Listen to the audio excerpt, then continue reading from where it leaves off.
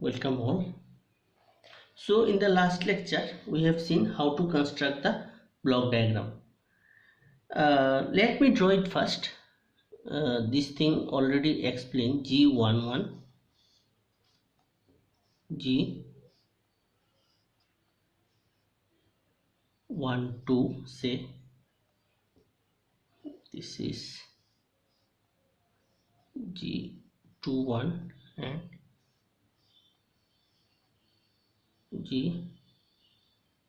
G22. Now you see this is called, say this is CV1 and this is CV2, control variable 2. Okay, control variable 2, control variable 1, and this is MV1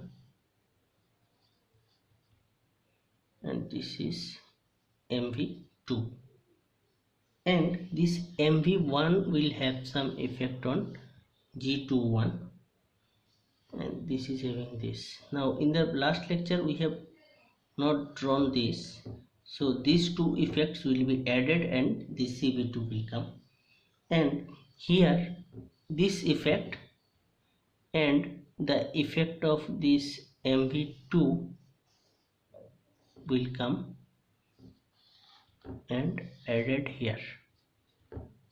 This will also plus, this is also plus. This is all about CV1. Now how to design the controller for this?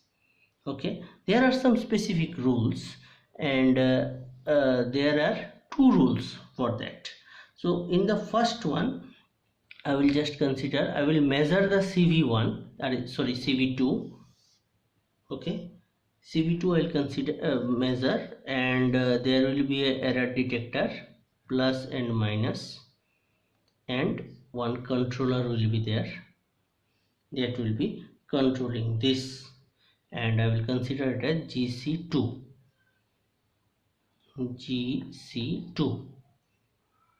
controller 2, and this CV1 I will measure. This will be minus, this will be plus, this will be the reference. Okay, this is reference, and this will be applied to another controller GC1. This will be the controller strategy. So it is called, this particular controller design strategy is termed as 1-to-1/2-to-2 controller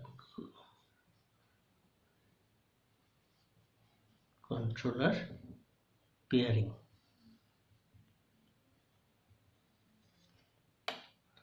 There is another way of representation of this controller, that is this the GC1 will be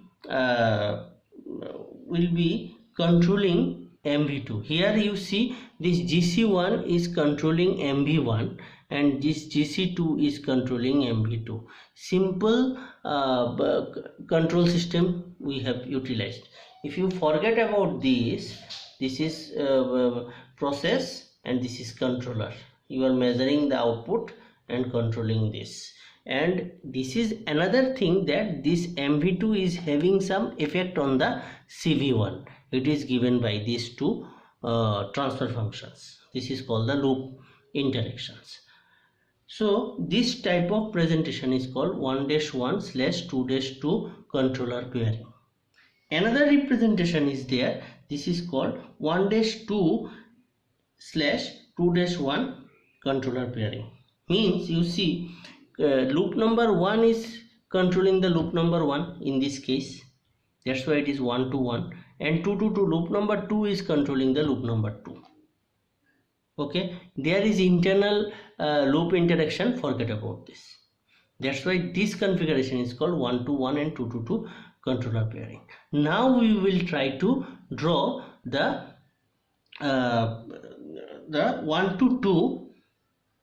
1-to-2 and 2-to-1 controller pairing.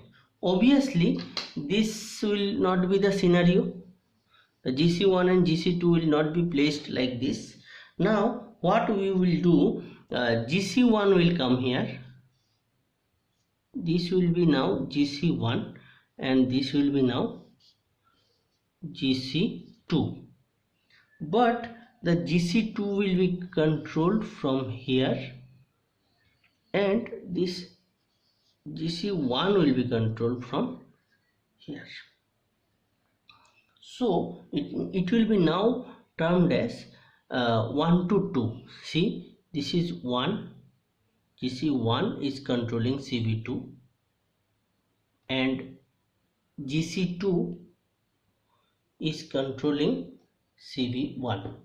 Again you see, GC1 is controlling CV2 and GC2 is controlling CV1. That's why it is termed as 1 to 2 and 2 to 1 controller pairing. So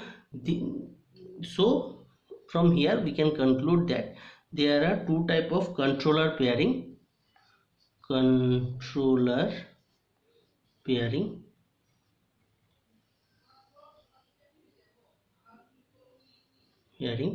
is of two types. One is 1 to 1 and 2 to 2, and another is 1 to 2 and 2 to 1. These are the two types of controller pairing. Okay, I think that much is clear to you. Thank you.